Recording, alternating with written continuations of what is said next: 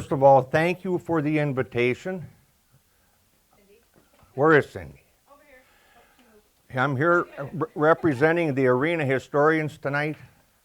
And before I begin this, I must explain my uniform. So Steve, we're gonna set a timer. Yes, Okay. yeah. You have your, Cindy said it, so when you hear it, you know you're time to wrap up. How's that sound? All right, go ahead. Good to go? Move on, yep. Go ahead. 6 years ago in arena at our historical meeting, I wore these. They were brand new then, nice and shiny. A woman came, Vivian Smith Dodge, school teacher.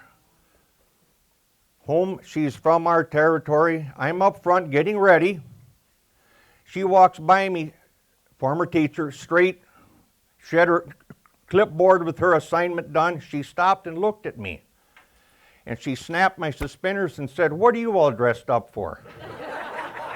You see, she grew up with these things, overhauls. And if I may be so bold, I would suggest, I bet $1.50, everybody in this room, somebody in your starting team wore overhauls too.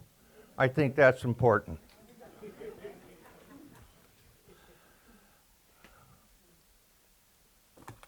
The map. What we have, still Michigan territory. 1829, we have Fort Winnebago, Portage, Fort Crawford, Perdochin. The only settlement in 120 miles of riverway is us, Arena.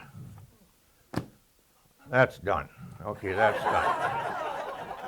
Town of Arena, 45,312 acres, 77 full sections and 6 partials because of the river. Very important. The settlement on the river was Old Arena. The present site is New Arena.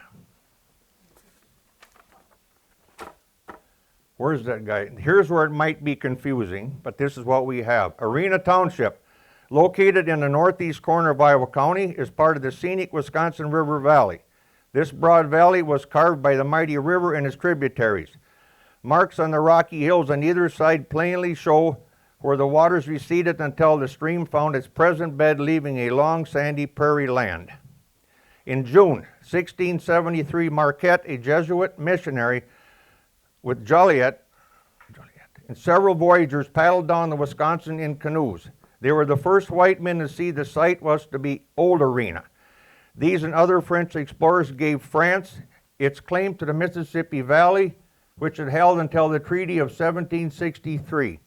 Arena was thought to have been named by someone who had a flair for Roman history. It's a Latin word meaning open sandy place, so it is named on the 1836 map. Old Arena was on the bank of the Wisconsin River 1 mile north of the present Arena. By 1847, several buildings were erected, including hotels, shops, a tavern, stores, and an Indian trading post. Old Arena was a lively place. Boats made regular stops, bringing people, food, lumber, and some luxuries. Raftsmen tied up their rafts of lumber and rested in the hotels. A ferry plied between the village and Castle Prairie across the river.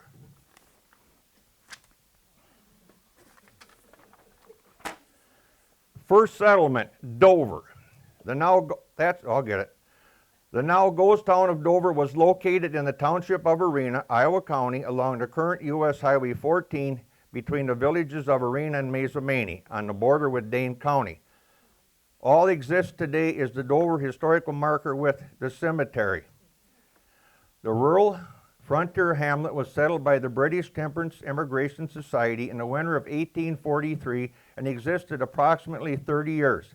It began to be abandoned after 1856 as the Milwaukee and Mississippi Railroad finished the construction of their new rail line through the Wisconsin River Valley, bypassing Dover.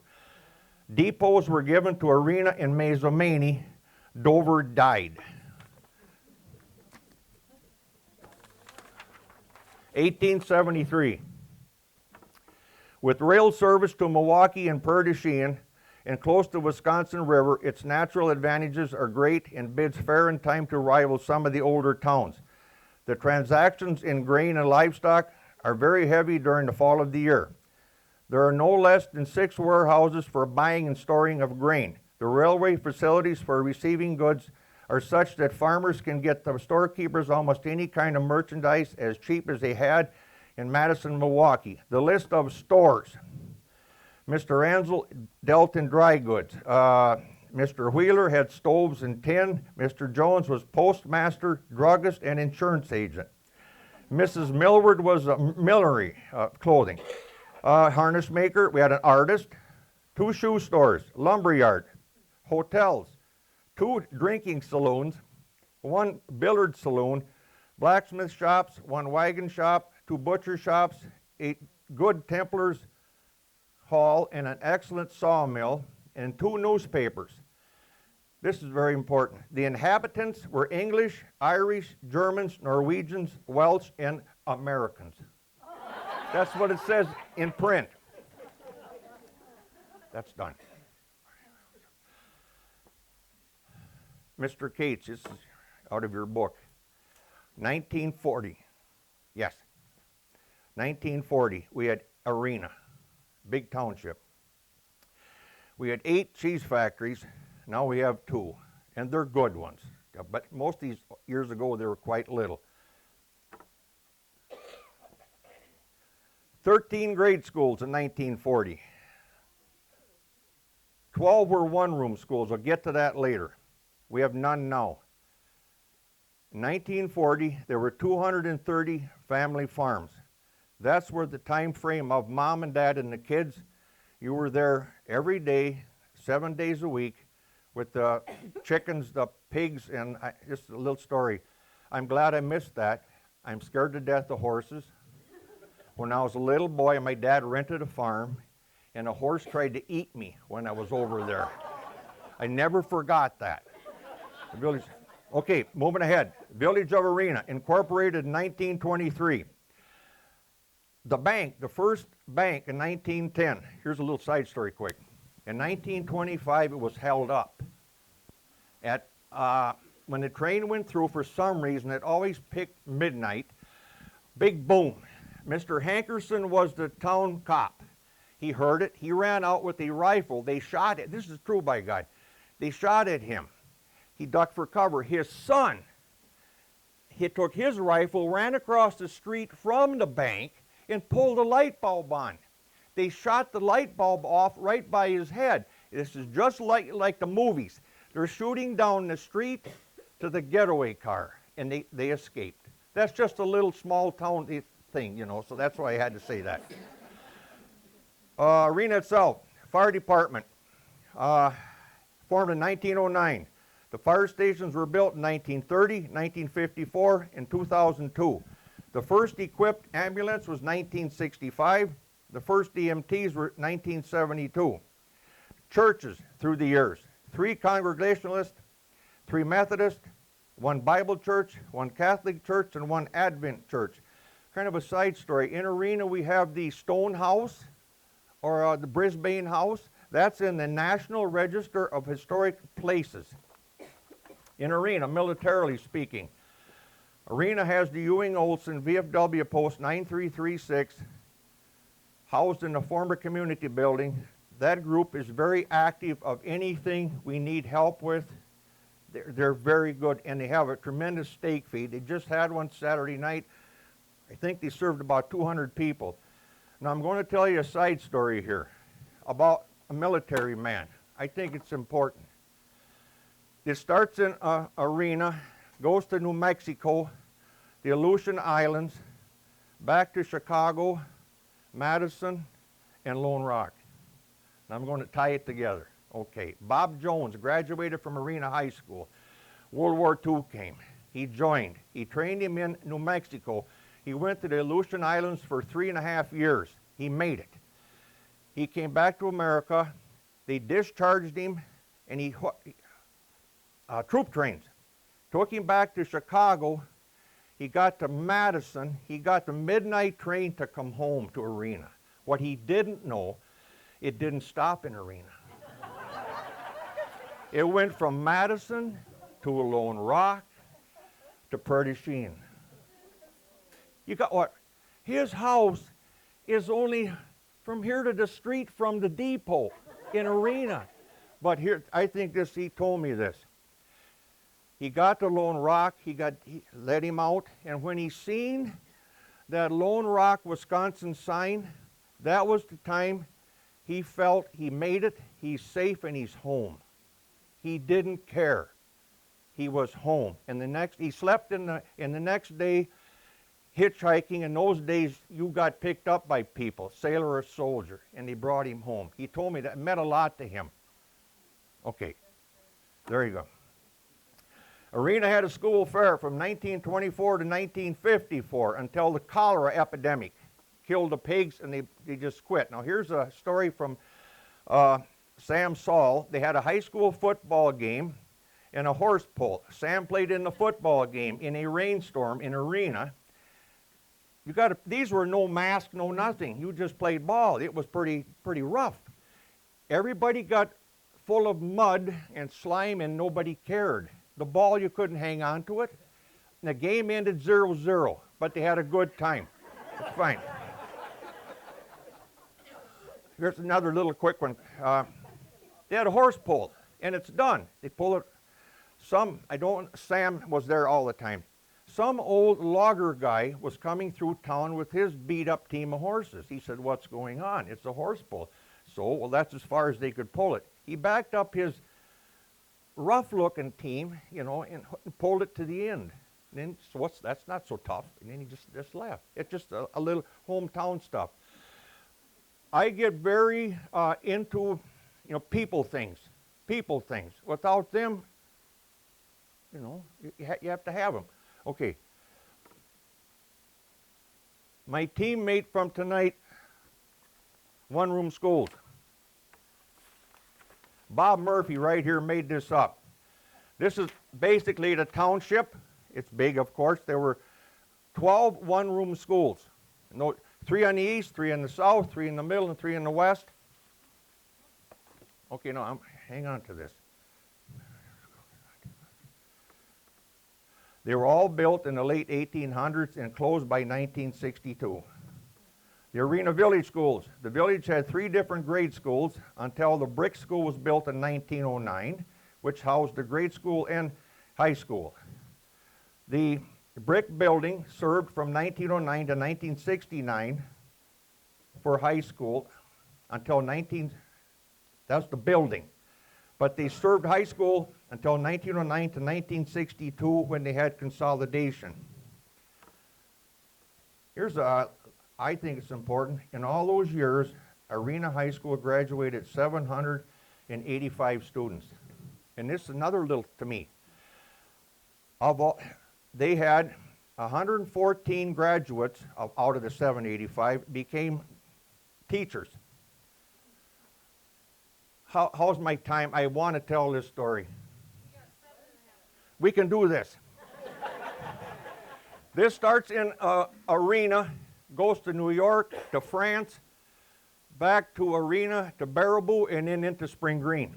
Mike Sweeney graduated, born in 1898, graduated from Arena in 1916. It's wartime.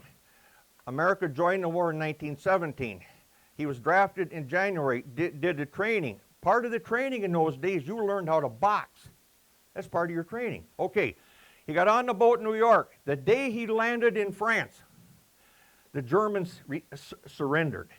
He told me, he was my grandmother's brother, by the way. Good. He said, he said the Kaiser said, "Sweeney's here," I quit. He came home, went to Whitewater, certified to teach. Jobs were hard to find. He went to Iowa County, his home county, no jobs. He went up to Baraboo, Sauk County, went in, "I'd like to be a teacher." And the superintendent said, "It just so happens around Spring Green today, an eighth grade boy beat the teacher up and run him off. Can you handle that?" Mike Sweeney, he told me this. "That's no problem at all. Where do I go? Give me the address." The next morning, he's there. Kids are there. Rings the bell. "School time." Here's this big kid in the back. You got to understand, in those days, you can be 16 years old. You're okay. Farm kid, tough. Mike, Pledge of Allegiance. He said, "Young man, I want to talk to you. Let's go outside." So shut the door. He took his coat off. Then he took his tie off. Then he rolled up his sleeves. He said, "Now, young man, I understand yesterday you beat the teacher up. You try that with me. We'll go ahead the next morning. Ring the bell, Pledge of Allegiance. Set in the back row is a kid with 2 black eyes and a big puffy nose." Mike told me this. They got along just great after that. That's no problem. In 1969, the brick school was tore down and replaced by the current building, which served until consolidation 2018. The building was then sold, and it's made to 11 apartments. The gymnasium has been rented to a gymnastic company. The food pantry has a facility there, and the owners have given the former kitchen to the Arena Historical Society. It's beautiful. Some of our team fixed it, painted. It's 1,000 square feet.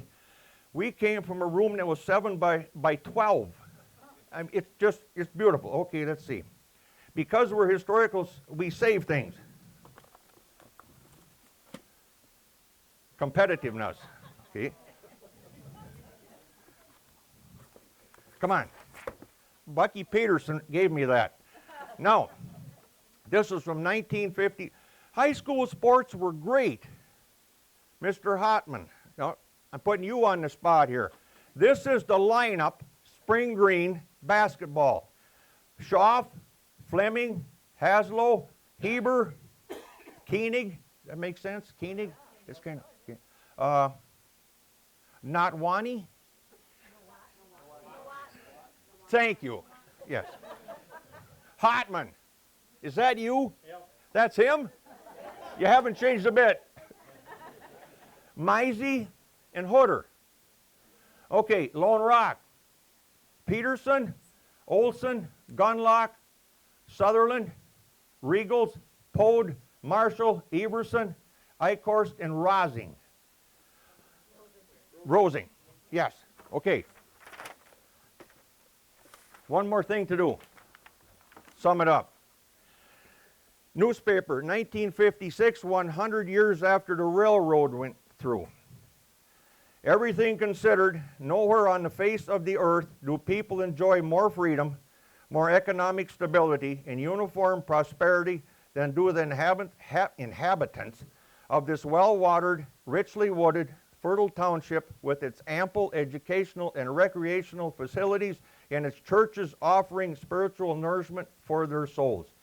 I'm done.